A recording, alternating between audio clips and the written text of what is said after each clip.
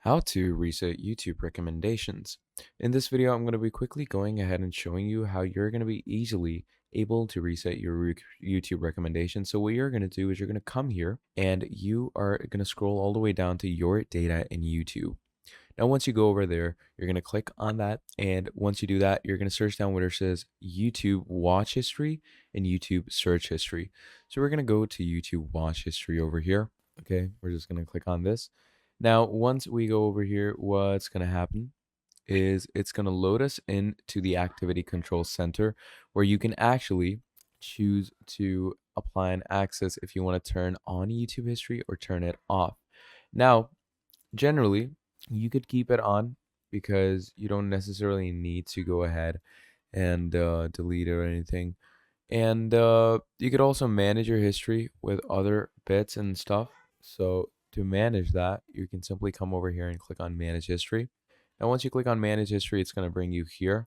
And you can, as you can see over here, delete a YouTube activity and you can actually filter things out. So that will obviously go ahead and reset a lot of your recommendations. So as you can see, I have all these watch histories of different videos I've watched. So what I can do is I can easily go ahead and auto delete anything from a custom range or a custom time. And I can, make it quite different than it already is. So you can auto delete the past 36 months. You can save your watch history. But if you want to go ahead and reset your YouTube recommendation, you're going to want to choose a time frame. So let's say after 2023's, yeah, there we go. So after the November of 2023 and before today, I want to go ahead and delete all my history. So we're simply going to go ahead and allow it to do that. And there we go. Deletion complete.